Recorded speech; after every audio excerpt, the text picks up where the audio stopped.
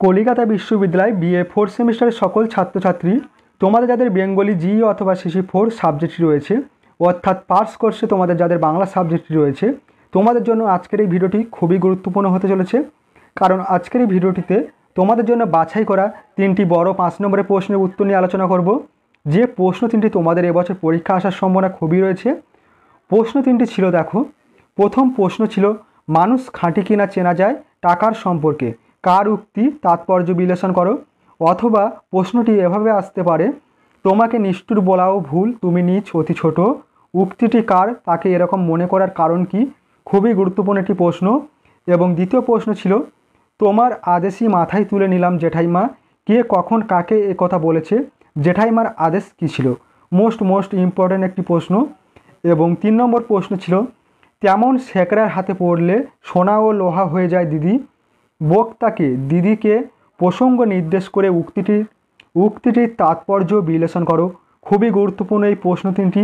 তোমাদের সম্পূর্ণ প্রশ্ন তিনটির উত্তর নিয়ে আজকের এই ভিডিওটিতে আলোচনা করা হয়েছে, তাই বলবো সম্পূর্ণ ভিডিওটি দেখবে তোমরা, এবং অবশ্যই এই প্রশ্ন তিনটির উত্তর খাতায় নোট ডাউন করে নিও, এবং এই ভিডিওটি অবশ্যই তোমাদের বন্ধুদের কাছে শেয়ার করে দিও। পূর্বে আমি তোমাদের এই সাবজেক্টের উপর থেকে বেশ কিছু 10 নম্বরের প্রশ্ন এবং 5 নম্বরের প্রশ্নের উত্তর নিয়েও আলোচনা করেছি। তোমরা যারা এখনও পর্যন্ত সেই ভিডিওগুলি দেখোনি, অবশ্যই তোমরা চ্যানেলে গিয়ে সেই ভিডিওগুলি দেখে নিও। চলো তোমরা প্রশ্নের উত্তর তিনটি দেখে নাও। দেখো, তোমরা প্রশ্নের উত্তরগুলি দেখে নাও। প্রথম প্রশ্ন ছিল তোমাদের, মানুষ খাঁটি কিনা চেনা যায় টাকার সম্পর্কে কার উক্তি তাৎপর্য বিশ্লেষণ করো। অথবা প্রশ্নটি এভাবে আসতে পারে, তোমাকে নিষ্ঠুর বলাও ভুল, তুমি নিচ অতি ছোট, উক্তিটি কার, তাকে এরকম মনে করার কারণ কি।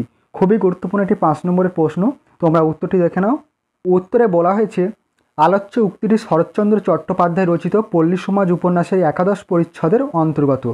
উক্তিটি রমার উদ্দেশ্যে রমেশ করেছিল।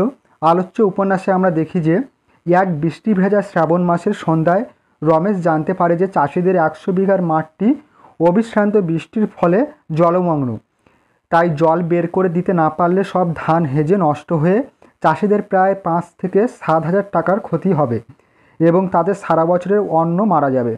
এই মাঠের পূর্ব দিকে সরকারি বাঁধ আর পশ্চিম ও উত্তর দিকে গ্রাম যেহেতু উঁচু, তাই এই তিন দিক থেকে জল নিকাশের কোনো সুবিধা নেই। একমাত্র দক্ষিণ ধারের বাঁধ দিয়ে জল বের করে দেওয়া যায় বটে, কিন্তু বাঁধের গায়ে একটা জলার মতো জায়গা আছে, যেখান থেকে বছরে 200 টাকার মাছ বিক্রি হয়। 200 টাকার মাছ বিক্রি হয় বলে বেনি ঘোষাল সেখানে জল নিকাশ করতে দিতে নারাজ।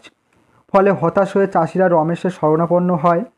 এরপর রমেশ চাষিদের সঙ্গে নিয়ে বেনি ঘোষালের কাছে গিয়ে জলার বাঁধ কেটে দেওয়ার অনুরোধ করলে বেনি তার অনুরোধ প্রত্যাখ্যান করে। জলার সেই জায়গাটি যেহেতু সরিকি, তাই বেনির পর রমেশ যায় রোমার অনুমতি প্রার্থনার জন্য, কারণ তার মত হলে বেনির একার অমতে কিছু আটকাবে না। কিন্তু রোমার কাছে গিয়ে রমেশ বুঝতে পারে বাঁধ কাটিয়ে দেওয়ার ব্যাপারে বেনির মতো রোমারও সায় নেই। যদিও তাদের অবস্থা গ্রামের মধ্যে সবচেয়ে ভালো, তবুও 200 টাকা লোকসান স্বীকার করতে রোমা কিছুতেই রাজি নয়। এরপর রমেশ বারংবার আবেদন রোমা প্রত্যাখ্যান করে দেয়। আরও জানায়, রমেশের যদি অত দয়া থাকে তবে সে নিজেই সেই ক্ষতিপূরণের টাকা দিয়ে দিক। রমেশ ধরে নিয়েছিল সহানুভূতিশীল সেই রোমার কাছে চাষিদের উপকারের কথা বললে নিরাশ হয়ে ফিরবে না সে। কিন্তু রমেশের সেই ধারণা ক্ষতিপূরণের কথাই একেবারে ধূলিসাৎ হয়ে যায়। পুরুষ হয়েও যে ক্ষতিপূরণের কথা বেনি মুখে আনতে পারেনি, নারী হয়ে রোমার মুখে সেই কথা আটকায়নি।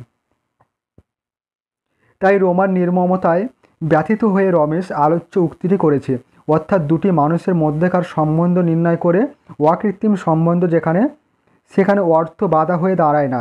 চাষিরা যে আর জমিদারের সন্তানের মতো নয়, তারা যে কেবল জমিদারের শোষণের শিকার, সেই নির্মর্ম সম্পর্কের কথাই এখানে উঠে এসেছে।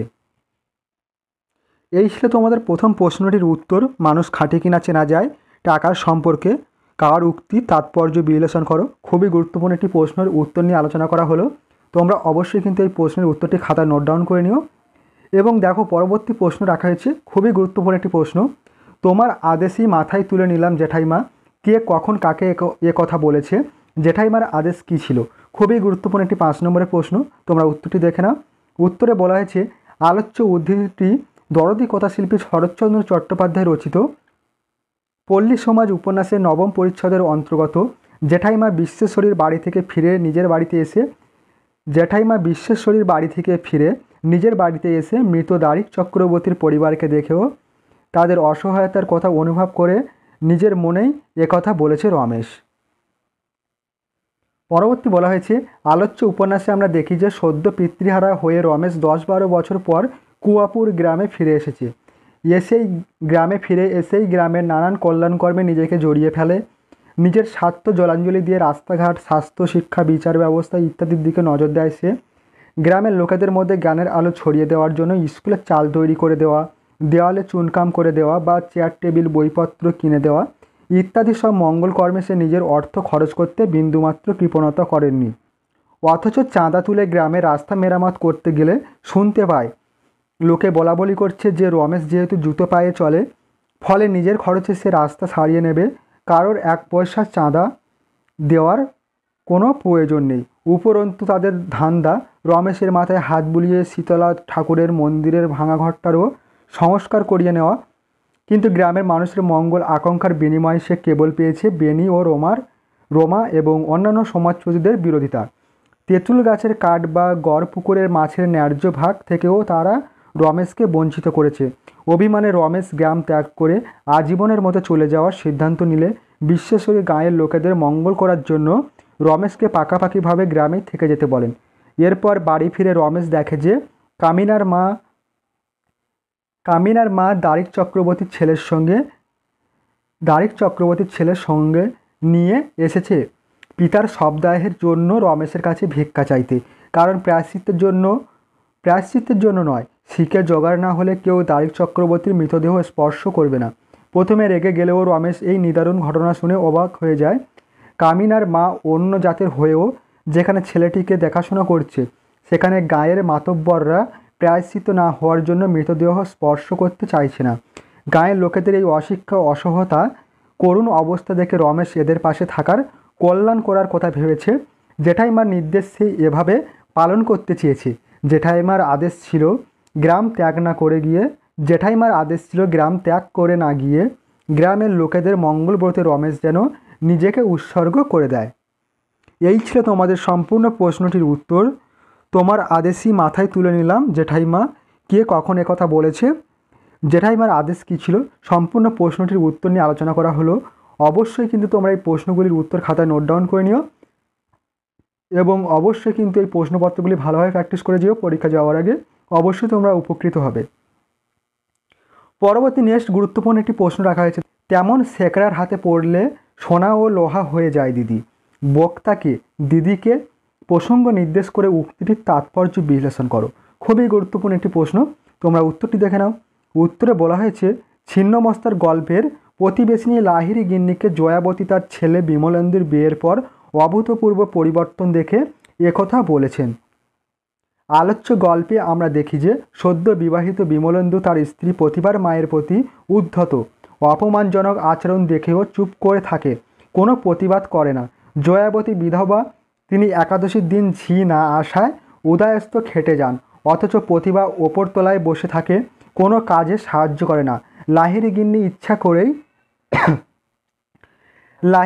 ইচ্ছা করে সাহায্যের জন্য প্রতিভাকে উপদেশ দেন। শাশুড়ির প্রতি বউয়ের মনোভাবটুকু জানার চেষ্টা করেন, তার উদ্দেশ্য সিদ্ধ হয়। মুখরা প্রতিভা জানায়, কে জানে আমার কি তিথি নক্ষত্র পড়েছে, পাঁজি পুঁতি নিয়ে তো বসে নেই, আমার কাজ ওর পছন্দ হলে তো। এর প্রতিক্রিয়া জয়াবতী এতদিন সযত্নে গোপনে রাখা সাংসারিক সংযত ও ছেলে বউয়ের প্রতি তার বিরূপ মনোভাব প্রকাশ করেন। লাহিড়ী গিন্নির আমোদ বাড়ে, তিনি জয়াবতীর দুর্বলতা বুঝে সরাসরি তার পুত্র স্নেহে রুদ্ধ কপাটে ধাক্কা দেন। জানতে চান পাড়া প্রতিবেশীদের কাছে সোনার ছেলে বলে পরিচয় দেওয়া বিমলেন্দু মায়ের প্রতি বউয়ের এই আচরণ দেখে কি বলেছে, তার মতিগতি কিভাবে বদলে গেল। মাতৃভক্ত বিমলেন্দু পরিবর্তনের কথা সোনার ছেলে অর্থাৎ বুদ্ধি বিবেচনায় মাতৃভক্তিতে বিমলেন্দু এককালে মায়ের হাতে গোড়াই ছিল, তখন মায়ের নির্দেশেই শিরোধার্য ভাবত।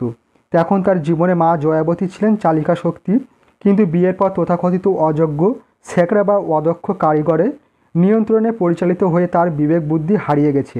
সোনার বদলে সে এখন ভোঁতা লোহায় পরিণত হয়েছে। বলা বাহুল্য, জয়াবতীর এই উক্তির মধ্য দিয়ে আইরনি বা অদিষ্ট নিয়ন্ত্রিত জীবন দৃষ্টির প্রকাশ ঘটেছে। এই ছিল তোমাদের সম্পূর্ণ প্রশ্ন তিনটির উত্তর। তোমরা অবশ্যই এই প্রশ্ন তিনটির উত্তর খাতায় নোট ডাউন করে নিও এবং অবশ্যই ভালোভাবে প্র্যাকটিস করো। অবশ্যই তোমরা এই প্রশ্ন তিনটি তোমাদের পরীক্ষার খাতায় কমন পেয়ে যাবে। ভিডিওটি আজ এই পর্যন্ত। তোমাদের সঙ্গে দেখা হবে পরবর্তী নেক্সট ভিডিওতে।